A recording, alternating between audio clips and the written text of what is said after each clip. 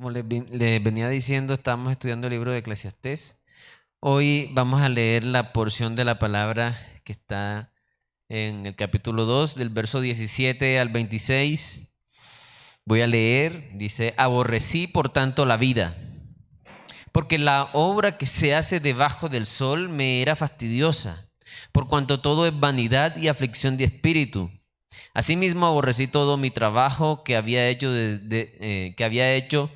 debajo del sol, el cual tendré que dejar a otro que vendrá después de mí.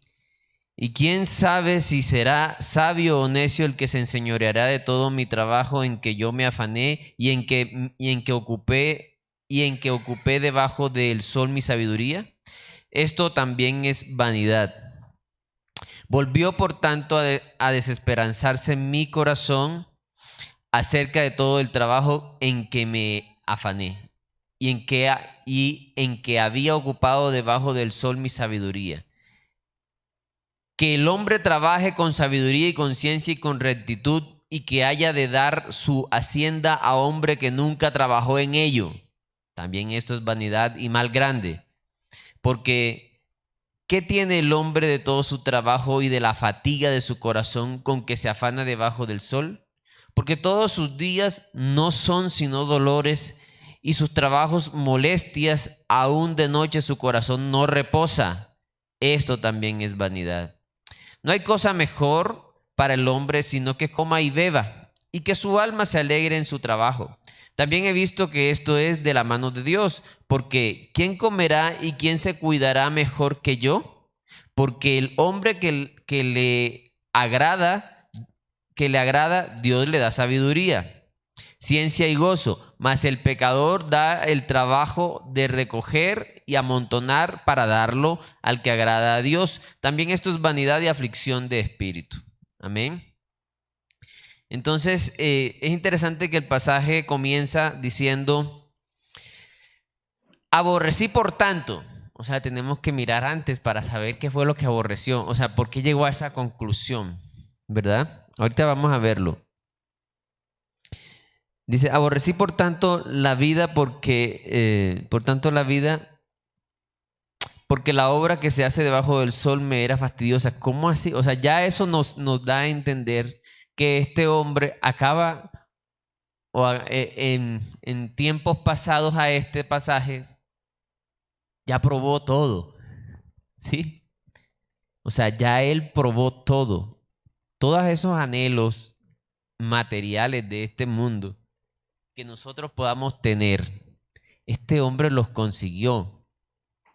Si uno habla con una persona o mira sus publicaciones, la persona dice: cuando voy a alcanzar mis metas, mi meta es independencia económica. Voy a alcanzar mis metas, mi meta es una casa, una finca, casarme, tener hijos, un carro. Eso nos es graduarme. Bueno, este hombre probó todo. Era el rey Salomón en su tiempo, el rey más sabio, el hombre más sabio sobre la tierra, y acumuló una riqueza inigualable en su territorio. Tan famoso era que venían reyes de otros países a escucharlo apenas. Imagínense. Sí, entonces el templo que construyó, considerado una de las maravillas del mundo antiguo. Entonces, estamos hablando no de un presidente, ¿sí? Un presidente no, ahorita que vamos a lo de las elecciones, un presidente no tiene un poder de un rey, ¿sí? Un rey, si usted le caía mal ese día, este señor se muere. Me miró mal. Que se haga su voluntad, rey. Eso era las monarquías. Un presidente hoy día no puede hacer, puede influir mucho, pero no puede hacer lo que le da la gana. Un rey sí. Ahora, les digo esto para que entremos en contexto. Ni siquiera un presidente de un país de este tiempo puede lograr hacer las cosas que un hombre de este tiempo podía hacer para sí mismo. Mujeres las que quisiera, ¿verdad? Riquezas las que quisiera. Manjares lo que quisiera. Viajes los que quisiera. O sea, todo. Entonces vamos a entrar en contexto, vamos a leer ahí mismo en Eclesiastés 2, qué fue lo que probó este hombre que lo hizo llegar a la conclusión que le llegó un fastidio de la vida. Miren lo que dice Eclesiastés 2, eso no está en el bosquejo que tengo, pero está ahí mismo en el libro para que ustedes lo lean. Eclesiastés 2, 10. Miren lo que dice. No negué a mis ojos ninguna cosa que desearan. A nosotros, al ser humano por lo general, usted entra a un centro comercial y dígame si usted, con todo lo que desea de ese centro comercial, ha podido comprar todo. No, ¿verdad? Porque no porque somos poquitos los que pueden acceder a eso, ¿verdad? Pues este hombre, los centros comerciales eran de él. ¿Sí? Entonces, de la época todo era de él. Entonces, él sí podía decir con propiedad, yo no negué nada de lo que mis ojos desearan, ni aparté mi corazón de placer alguno. Lo mismo, ¿sí? A veces el ser humano quiere acceder a placer. Ay, si a mí me pasara esto, si yo probara esto, este hombre lo probó todo. Absolutamente todo. Tenía todo el poder.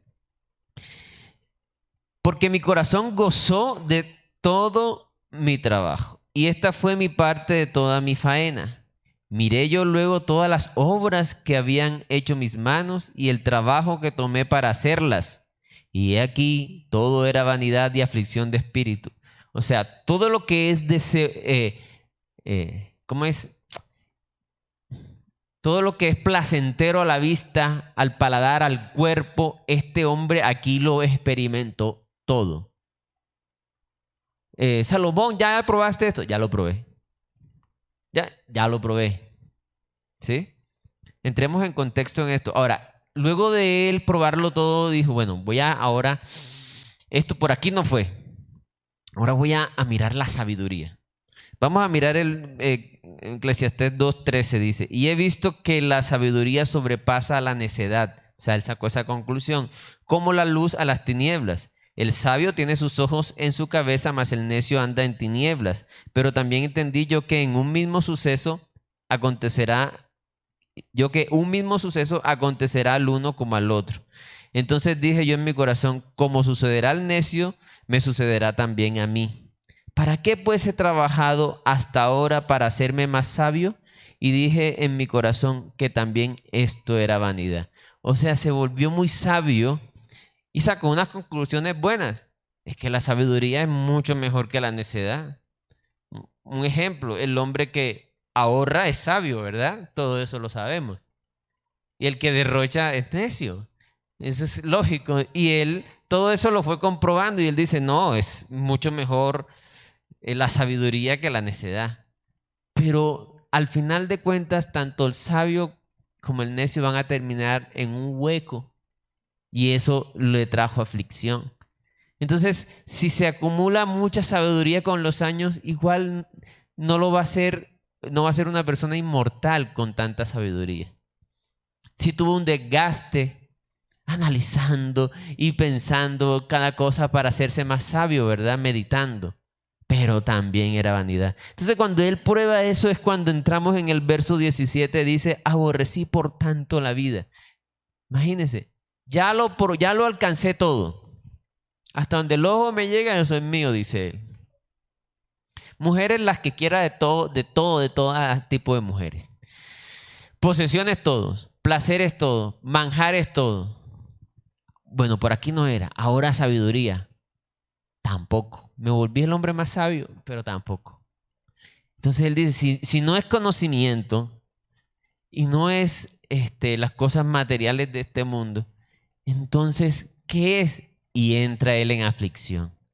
Entra en esa conclusión del verso 17, aborrecí por tanto la vida, porque la obra que se hace debajo del sol me era fastidiosa, por cuanto todo es vanidad y aflicción de espíritu.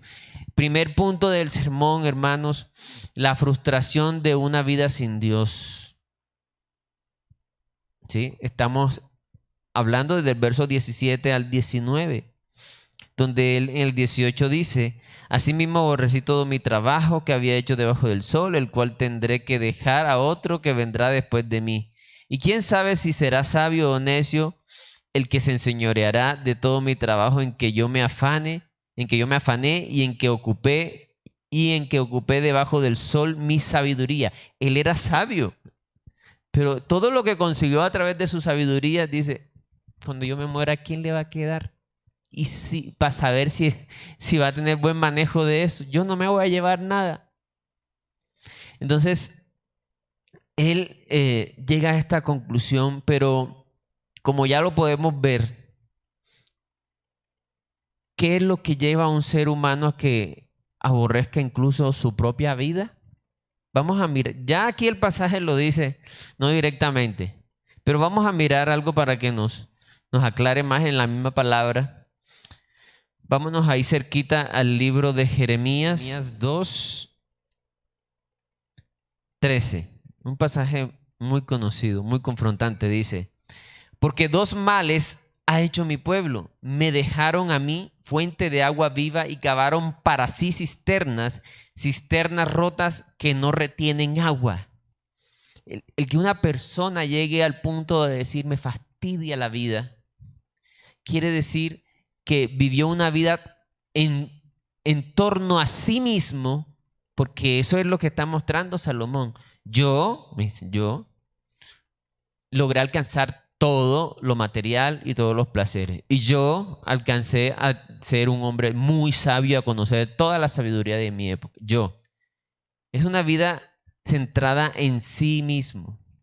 Y él hace ese ejercicio de centrarse en sí mismo y llega a esas conclusiones. Entonces, ¿qué es lo que hace que una persona, un ser humano, aborrezca incluso su propia vida? Pues vivir para sí mismo. Pero mucha gente me puede decir a mí: pero yo no me siento que aborrezco mi vida. Porque todavía no ha llegado a las conclusiones y todavía no se ha dado cuenta que es vanidad. O sea, nosotros como seres humanos a veces tenemos la esperanza en cosas. Creo que el pastor lo mencionaba, uno de niño tiene la esperanza de graduarse de primaria, ¿verdad? Y uno, cuando me gradúe, se gradúa, le pasa la emoción 1 o 2 meses, bueno, y ahora, bachillerato. No, soy primíparo, que esto, que lo... Bueno, cuando me gradúe, bueno, ya soy bachiller. Y así no hay una saciedad, ¿sí? Entonces, ¿por qué a veces la mayoría de los seres humanos no pueden llegar a esta conclusión? Porque no lo han alcanzado todo. Hay muchos casos de gente famosa que han terminado suicidándose. ¿Sí? Llegan a una conclusión que les fastidia todo, nada les sacia, tienen todo y lastimosamente no tienen la palabra. Entonces no hay opción. Hermanos, el ser humano fue creado para vivir en dependencia de Dios. Voy a repetir eso. El ser humano, su estado normal o pleno, fue para vivir en comunión con Dios. Si el ser humano vive una vida centrada en sí mismo, termina en frustración. ¿Sí? Entonces siempre es una esperanza hueca tras esperanza hueca tras esperanza hueca. Vamos a mirar Mateo 6:19.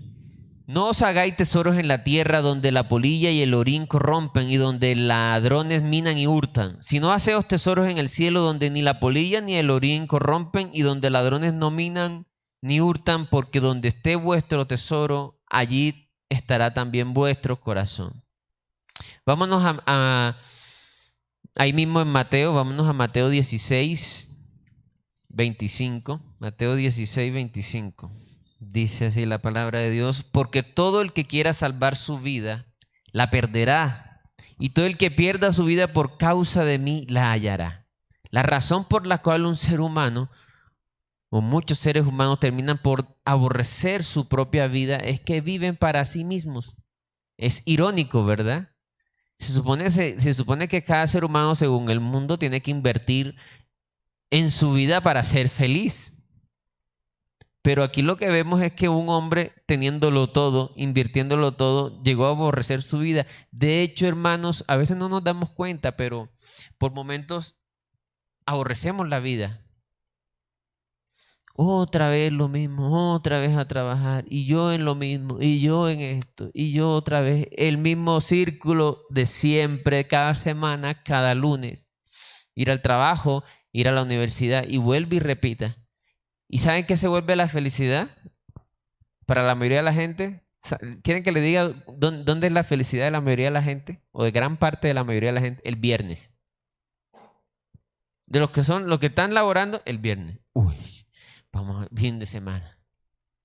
Y la felicidad les dura hasta el domingo. A mediodía más o menos empieza la depre porque viene el lunes, ¿verdad? Esa es la felicidad que el mundo ofrece. Eso no es felicidad, eso simplemente son emociones, eso es vacío, ¿sí? Eso es como la palabra vacío, vanidad aquí es humo, espejismo. No sé si los que han viajado por carretera, sobre todo para la costa al mediodía, uno ve al fondo, uy, un lago. No, no es el lago, es un espejismo. Resulta que el sol pega y va evaporando el agua. Y entonces la humedad de lejos se ve como la evaporación sube y a lo lejos es como si fuera un lago. Y no lo es. Y usted persigue y lo alcanza. No, ¿cierto? Es humo. Trate de agarrar el humo. No puede agarrar el humo. Esto es lo que el mundo nos enseña. Esto es lo que el mundo nos enseña.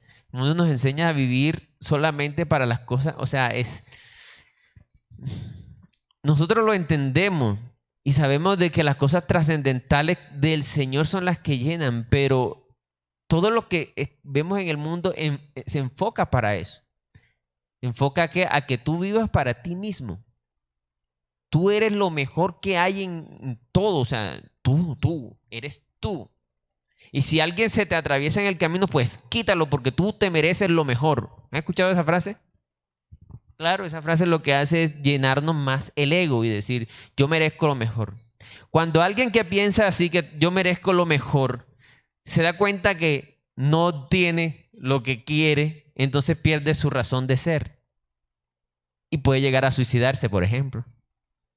Lo hice todo y no logré mi objetivo, no sirvo para nada, las deudas las tengo hasta el tope, me voy a matar.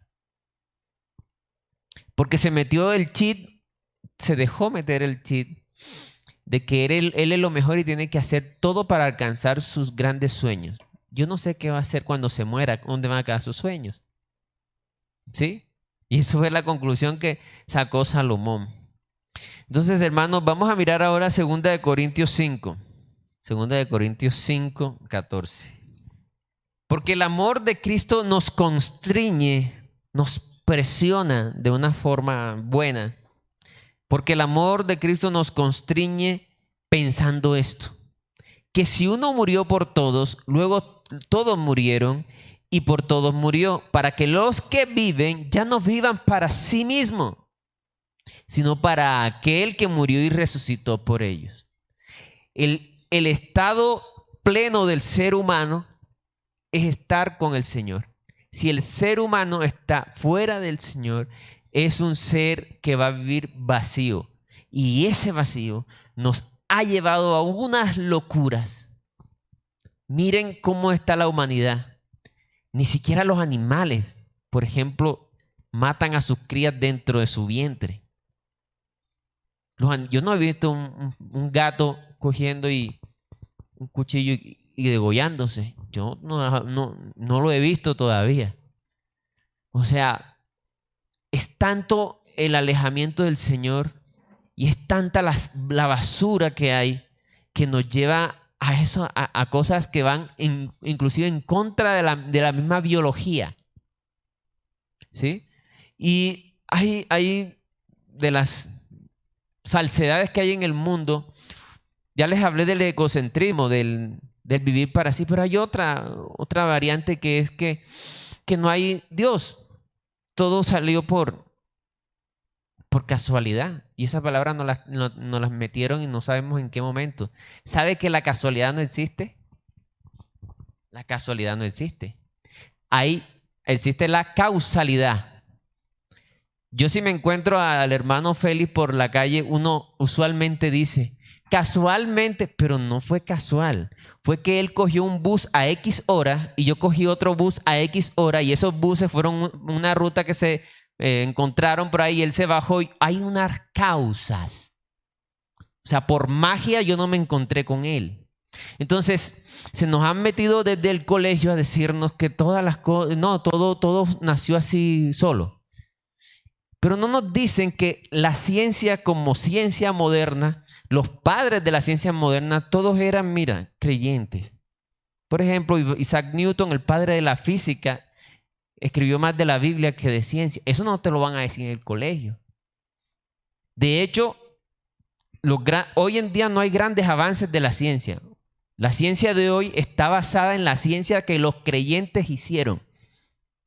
Eso no te lo van a decir. El padre de la química también era creyente. El padre de la microbiología, Luis Pasteur. Pero eso no te lo dicen. Ahora, cuando alguien abraza la idea o descarta la idea de un diseñador inteligente, sabiendo que el ADN son millones de palabras, que hay un diseño, que hay una obra maestra, un cuadro que me habla, si no lo vea, de un arquitecto.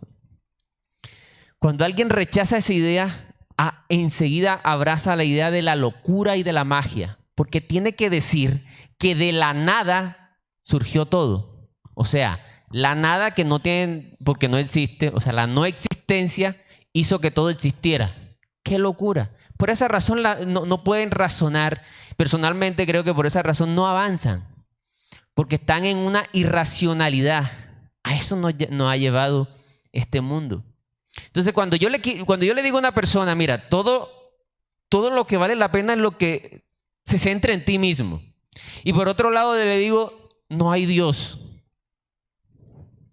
Imagínense, cuando se frustra de este lado y después quiere, no, pero si no, ¿para qué vivo? Se mata. ¿Me estás entendiendo, hermano? Entonces, la frustración de una vida sin Dios, tiene que ver con vivir para sí mismo. ¿Sabe que un animalito, por ejemplo, usted lo deja con su comida, con sus cositas, lo saca y el animalito es feliz? Ahora, yo voy a hacer eso con ustedes y ustedes no son felices solamente con la comida y con la bebida y la dormida. ¿Por qué? Porque nosotros somos unos seres hechos de la misma materia, de los mismos moléculas que están hechos todo lo que es vida, pero nosotros también tenemos espíritu hecho por Dios. Nosotros tenemos como una dualidad entre la materia, somos un puente entre la materia y la parte espiritual. Ese es el ser humano. Por eso el ser humano, a diferencia de los animales, necesita de Dios. Entonces, cuando un ser humano se aparta de Dios y empieza a vivir como un animal para sí mismo, se frustra. Y es la razón por tanta locura que hay. Ahora, hermanos, lo delicado de eso es que este mundo está hecho para seducirnos a vivir de esa forma. Y es donde nosotros tenemos que estar muy alerta. Como segundo punto, la desesperanza del egocentrismo. Ahí mismo Salomón lo dice. Vamos a leer del capítulo 2, verso 20 a 23.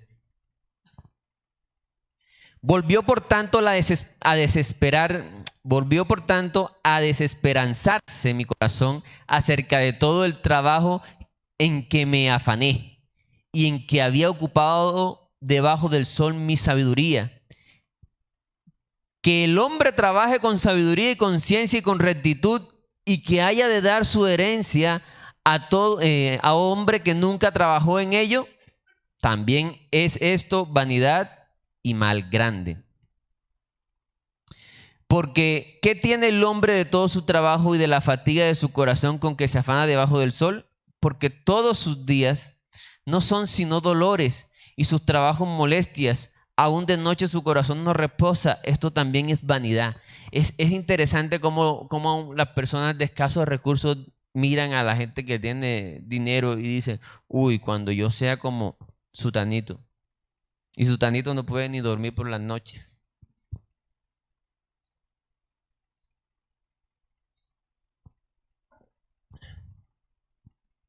Entonces, este hombre lo probó todo y entró en esa desesperanza. O sea, imagínese una persona, ya no tengo más nada que hacer. Ya lo probé todo. Estoy triste y estoy vacío. ¿Qué hago? A ese punto llegó Salomón. Vamos a mirar Lucas 12:16. Aclarar un poquito más ese punto. Lucas 12:16. Dice así la palabra. También les refirió una parábola diciendo, la heredad de un hombre rico había producido mucho. Y él pensaba dentro de sí diciendo, ¿qué haré? Porque no tengo dónde guardar mis frutos. Y dijo, esto haré, derribaré mis graneros y los edificaré mayores, y allí guardaré todos mis frutos y mis bienes. Y diré a mi alma, miren esto, alma, muchos bienes tienes guardados para muchos años. Repósate, come, bebe, regocíjate. Pero Dios les dijo, necio, esta noche vienen a pedirte tu alma, y lo que has provisto, ¿de quién será? Así es el que hace para sí tesoro y no es rico para con Dios. Ese patrón lo vemos. Cuando yo tenga unos ahorros, que la pensión, que la no sé qué, entonces voy a estar tranquilo. Y voy a decir, alma mía, regocíjate, come y bebe porque tienes de sobra. Mire todo lo que hice. O sea, vanidad, ¿no? Arrogancia. Sin saber que mañana se puede morir. Y en medio de un infarto, ¿qué va a hacer con todo eso, por ejemplo? ¿Qué va a hacer? Entonces el Señor está diciendo eso, necio. No sabes a qué hora. Miren, nosotros no sabemos a qué hora nos vamos a morir. Yo no sé quiénes perdieron familiares desde la cuarentena para acá. Pero yo he perdido 4 tíos. 3 tíos he perdido. He perdido amistades. Y uno no pensaba que iban a morirse. Ni idea, ¿verdad? Ahora, ¿quién nos asegura a nosotros que mañana vamos a estar acá nosotros? Entonces, eso no nos debe de llenar de miedo, sino más bien de ánimos para buscar a Dios, para regocijarnos en Dios, para darle gracias al Señor por cada segundo, para vivir para Dios, para tener una vida con propósito eterno, trascendental. A veces estamos pensando, miren esto, voy a ahorrar para comprarme, y lo hablo de forma personal, un carro. Porque me está pasando, ¿no? Pero a mí, ¿quién me dice que yo voy a llegar a ese punto de ahorrar para el carro? Entonces, ¿yo por qué pongo mi corazón en eso? Ahora, no estoy diciendo que está mal. No, no está mal. Está bien, estoy planificando cosas, ¿verdad? Pero yo no puedo poner mi corazón en eso. O sea, yo no puedo levantarme, uy, ya tengo tanto. Uy, y ese día soy feliz porque ya tengo tanto. Yo no puedo ser feliz por eso. Yo tengo que ser feliz por la comunión que tenga con el Señor. Amén. Yo no tengo por qué llenarme de felicidad porque ya tengo lo de la casa. No, está bien. Dele gracias a Dios, está bien. Pero tu felicidad, tu gozo no puede estar en eso porque tú mañana te puedes morir y no alcanzaste nada. Entonces, ¿qué vamos a hacer?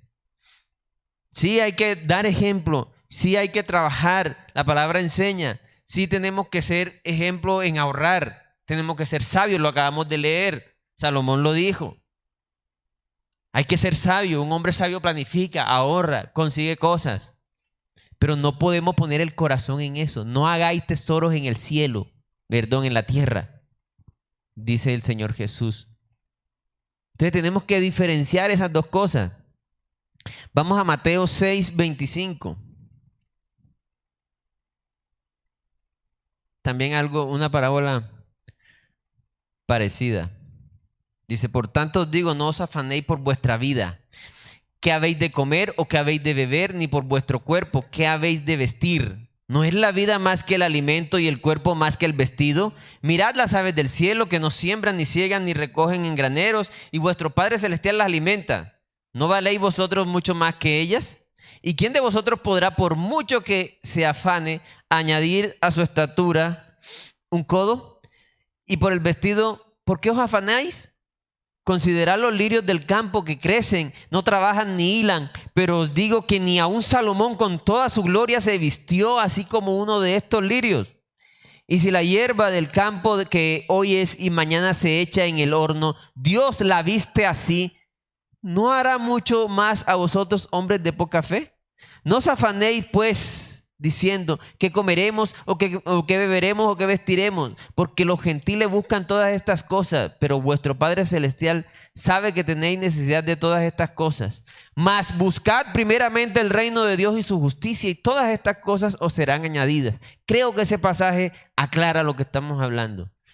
No se trata de que entonces yo voy a ser un ermitaño que me voy a tener una sola muda de ropa y ya. No.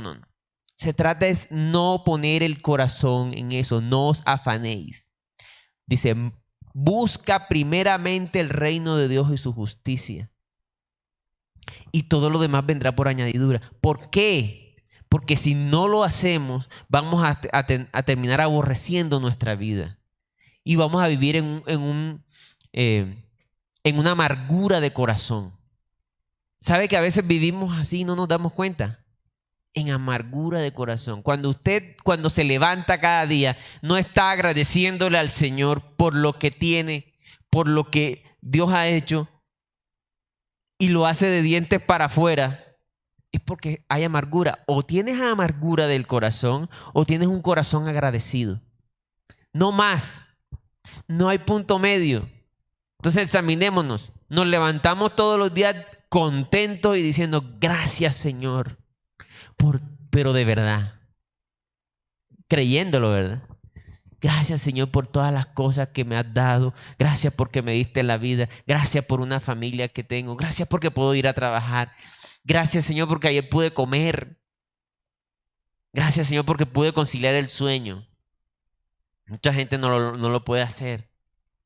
Nos levantamos así todos los días en agradecimiento. O nos levantamos diciendo, tengo que hacer esto, que no sé qué. Ay, ¿por qué no me salió esto? No me salió lo otro. Y no voy a lograr esto y no voy a lograr lo otro. Entonces, en amargura, en frustración. Entonces, si estamos amaneciendo así, quiere decir que estamos aborreciendo la vida de nosotros. No estamos dando gracias por la vida de nosotros. No hemos entendido todavía qué es vivir dependiendo y para el Señor. Amén. Leímos un pasaje donde decía, el que quiera ganar su vida, eso es lo que quiere decir el pasaje. Y el que pierda su vida por causa de mí, la hallará.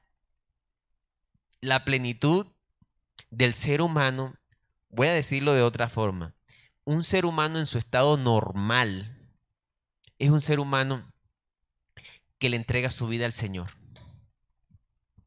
Porque a veces ponemos plenitud y santidad como una cosa por allá. No.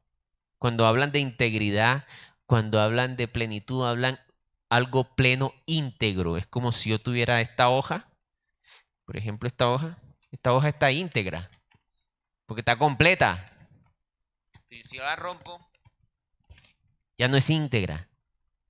A eso se refiere integridad, algo normal, completo.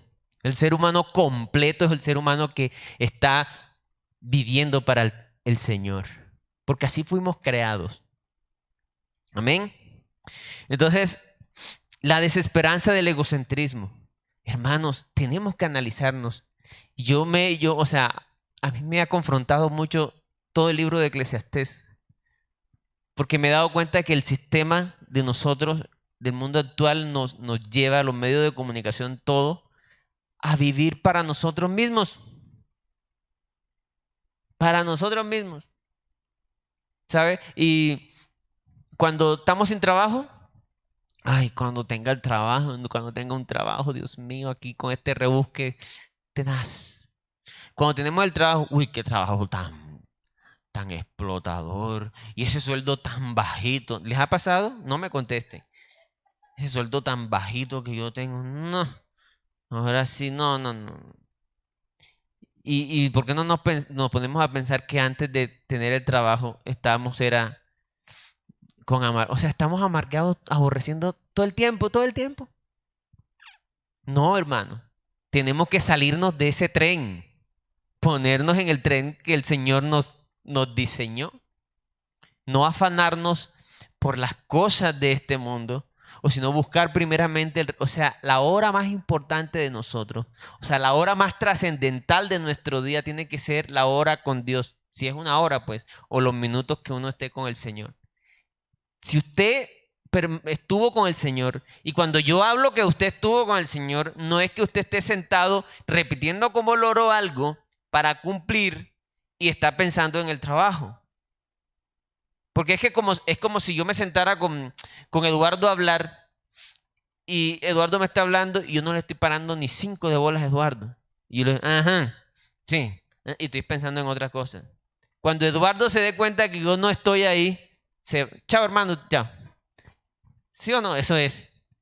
Entonces, cuando estemos con el Señor, no nos podemos sentar, ay, si yo soy cristiano, tengo que hacer el devocional.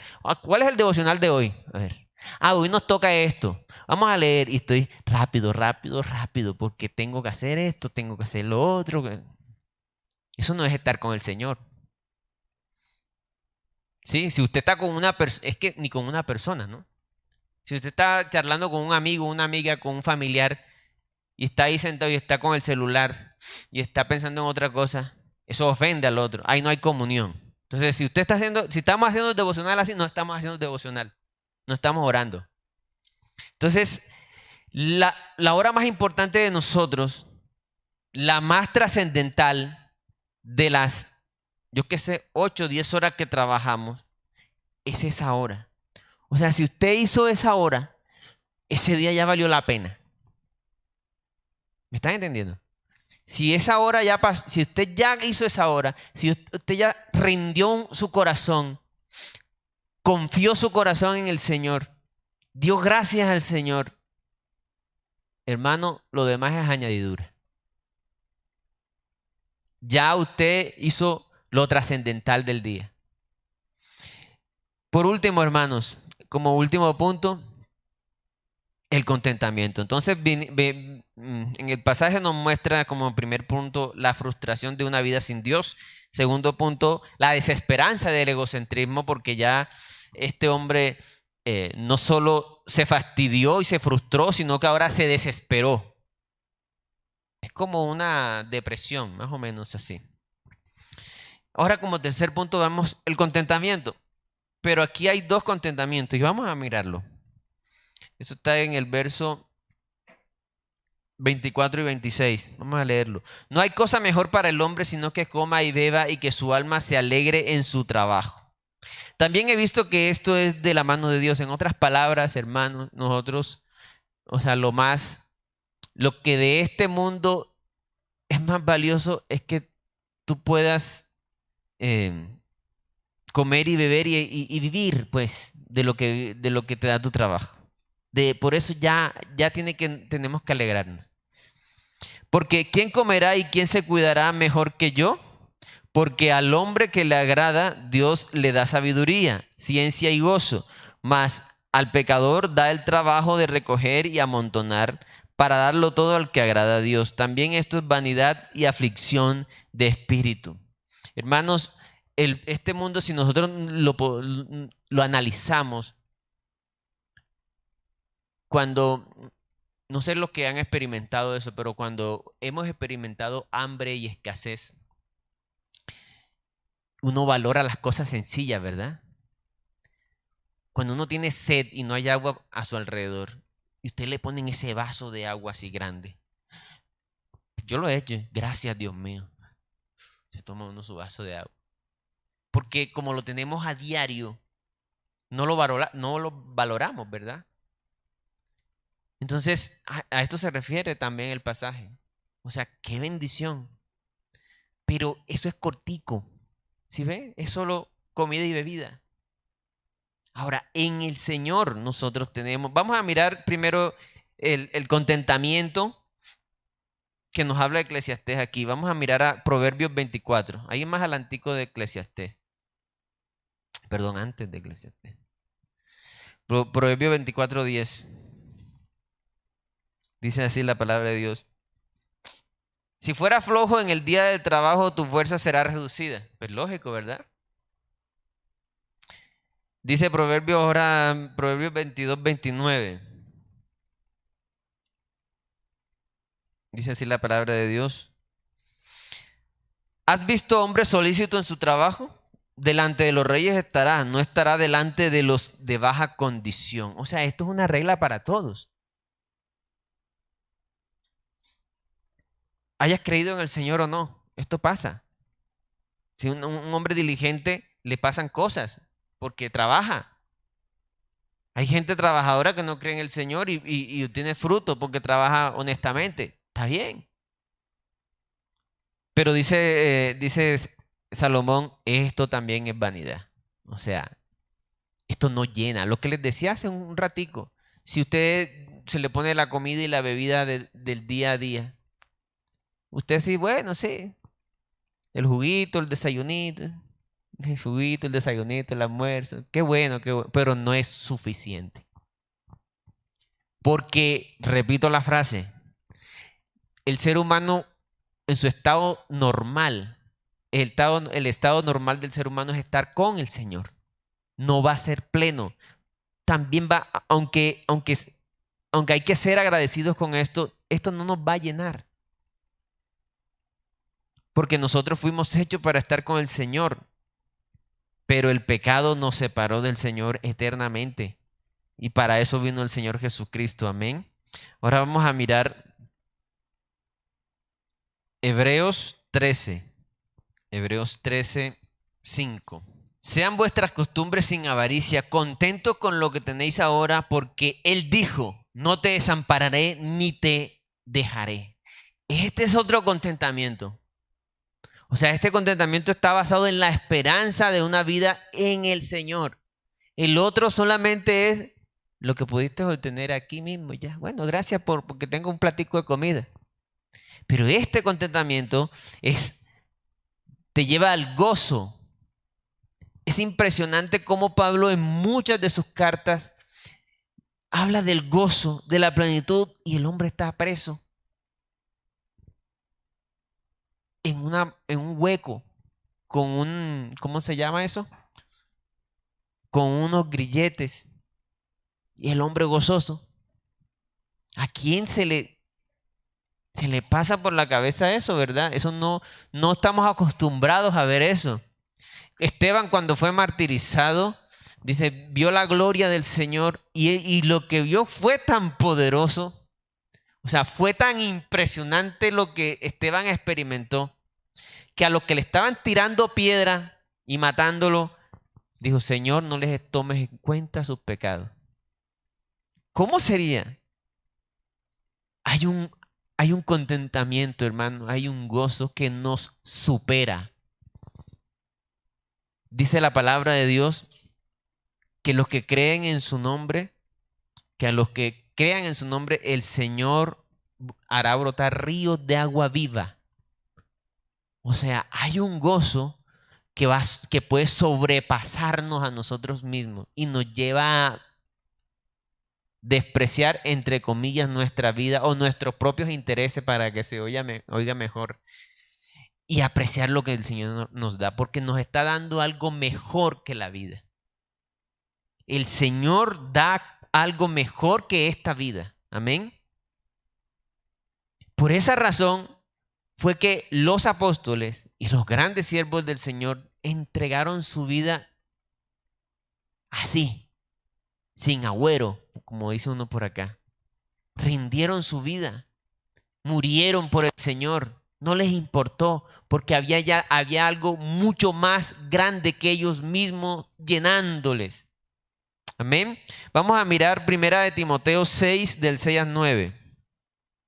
Más adelantico de Hebreos. Primera de Timoteo 6, del 6 al 9. Pero gran ganancia es la piedad acompañada de contentamiento, porque nada hemos traído a este mundo y sin duda nada podremos sacar. Así que teniendo sustento y abrigo, estemos contentos con esto. Sigue diciendo, porque los que quieren enriquecerse caen en tentación y lazo y en muchas codicias necias y dañosas que hunden a los hombres en destrucción y perdición.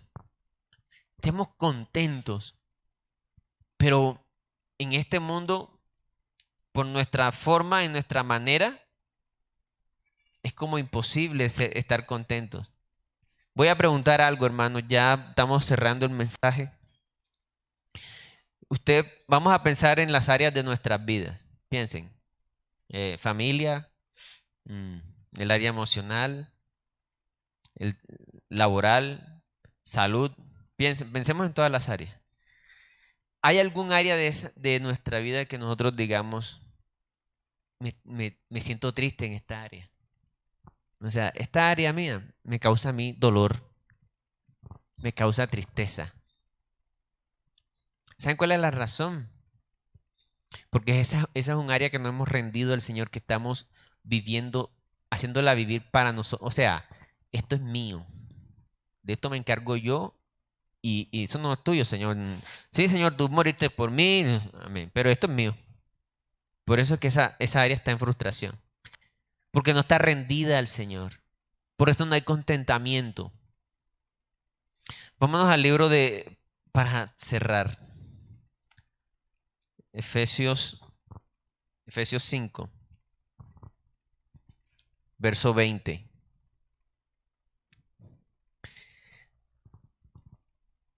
Dando siempre gracias por todo al Dios y Padre en el nombre de nuestro Señor Jesucristo. Dando siempre gracias en todo. En todo. Qué triste es, hermanos, que este sistema del mundo, estas ideologías, nos llevan a amar las cosas y a usar la gente. Escuchen lo que les voy a decir. Amar las cosas, mi carro, mi casa, mi plata, mi salario, mi ropa, mi aspecto, mi celular, y a usar a la gente.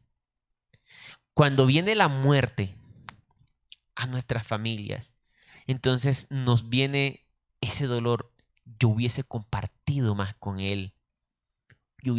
¿Por qué cuando lo tuve de frente no lo invité a tal lado? ¿Por qué no quise gastarle más esto? ¿Por qué no? ¿Sí? Que no nos pase eso, hermano. Como cristianos tenemos que nosotros eh, dar ejemplo de que amamos a la gente, valoramos a las personas. ¿Cuántas veces hemos salido de aquí y yo no sé si X hermano tiene para el almuerzo, pero no me importa, salgo porque es mi asunto, no tengo que ver con él.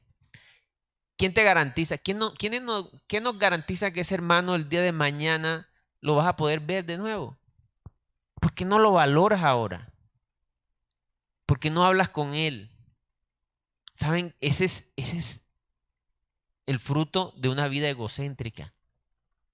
Y tristemente el evangelio ha sido contaminado con eso. ¿Por qué? El famoso falso evangelio de la prosperidad, pensando en lo que tú puedas obtener. Entonces, quieren comprar el favor de Dios con pactos, por ejemplo. ¿Sí? O un liderazgo y tener un nombre en una congregación y se olvidan, están enfocados en ellos. Entonces, hermanos, tengamos muy en cuenta eso. Nosotros tenemos que dar ejemplos de amar a las personas y usar las cosas, no lo contrario. Entonces, el Señor Jesús vino a esta tierra y sabes, si tú que estás escuchándome hubiese sido el único pecador sobre la tierra, el único, el Señor Jesús viene y muere por ti. Porque el amor del Señor es una cosa impresionante. Él se despojó a sí mismo, se hizo como uno de nosotros y se puso en los zapatos inmundos de nosotros para pagar por cada cosa que hemos hecho, que hacemos y que quizás vamos a hacer. Y Él lo pagó todo, pasado, presente y futuro. El Señor Jesús no se guardó nada. Hace poquito leíamos en el estudio bíblico del Mutis, leíamos cuando el Señor habla de que le habla a los fariseos que entre comillas le seguían, les decía, miren, antes de mí, todos los que vinieron antes de mí no son los pastores. Hablando de las enseñanzas de los otros. Los que vinieron antes de mí no eran. Yo soy la puerta.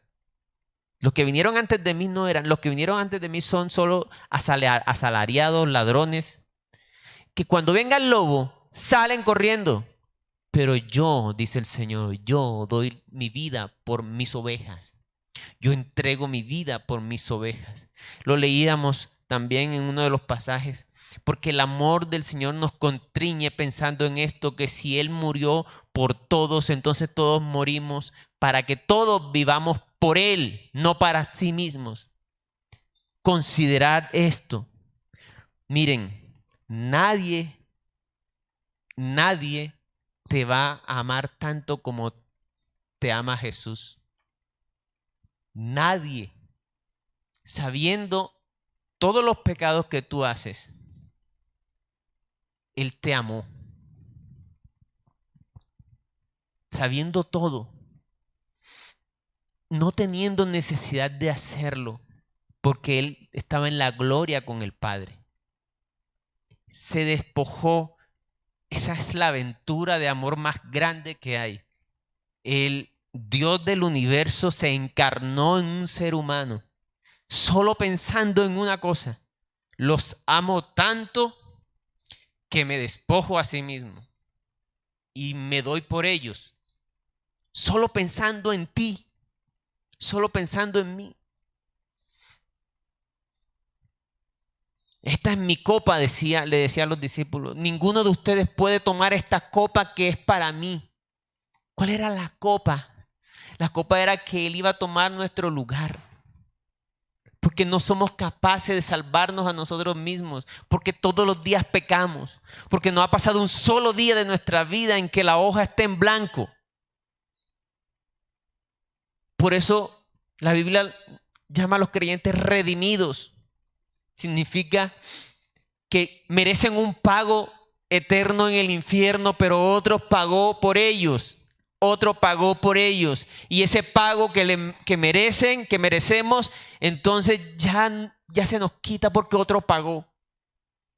Es como si el Padre nos recibiera como si recibiera a Jesús. ¿Sabe que el término hijo de Dios, como de relación de padre a hijo, nació con Cristo? ¿Sabe que el título y el nombre más importante que un ser humano puede decirse tener es decir que es hijo de Dios? Parte de los argumentos por qué mataron al Señor Jesús, crucificaron al Señor Jesús, era porque Él decía que era hijo de Dios. ¿Y cómo va a ser posible? Decían los fariseos, este se hace igual a Dios, y que hijo de Dios, está loco. Y Él nos adopta como hijos. Y Dios no va a dejar a un solo hijo suyo en el infierno. Por eso vino Jesús y pagó. ¿Qué vamos a hacer con ese amor nosotros? ¿Vamos a seguir viviendo para nosotros mismos? Y me incluyo ahí, porque soy también culpable del sistema, de estar en este sistema egocéntrico. De trabajo, casa, trabajo, ese. Y no quiero decir que no hay que trabajar, pero nos enfocamos tanto en el trabajo. Como si eso no fuera a demorar toda la vida. Como si eso no fuera, les tengo noticia, un día no vas a trabajar. Un día no vamos a trabajar. Así nos echen o así nos envejezcamos, lo que sea. Un día eso se va a acabar. Y no vamos a poder disfrutar nada. Un día nos podemos quedar ciegos, demencia senil. ¿Y qué? ¿Qué quedó? Pero hermanos, hay una esperanza. Alguien nos amó tanto que lo dio todo por nosotros. Amén. Si tú vienes por primera vez, has escuchado este mensaje, analiza todo lo que hemos compartido. Y hoy rinde tu vida, no importa que tú digas, pero si ya yo conozco el evangelio, ¿por qué me siento tan vacío? Tal vez lo conoces intelectualmente, pero no has creído en tu corazón. Amén. Vamos a orar. Señor, yo te doy gracias por esta tu palabra. Yo te pido, Señor, que nos ayudes, Señor, a considerar ese amor tuyo, Señor. Tú eres quien nos sustenta día a día y muchas veces ni siquiera te agradecemos que eres el que propicias todas las cosas, Señor. Perdónanos, Señor. En esta hora, Señor, te pedimos que tu Espíritu Santo toque los corazones, convenza de pecado, traiga consuelo, traiga fe y que podamos rendir nuestros corazones a ti sabiendo lo que tú eres trascendental, que tú eres eterno, que solo en ti podemos tener la normalidad de un ser humano, la plenitud de un ser humano. Señor, ayúdanos, Señor, a rendir nuestras vidas a ti, a creer, Señor, a rendir el corazón, a vivir para ti, Señor. Gracias por ese sacrificio, Señor. Gracias por ese regalo inmerecido para los que creen en tu nombre de la salvación. En el nombre de Jesús. Amén.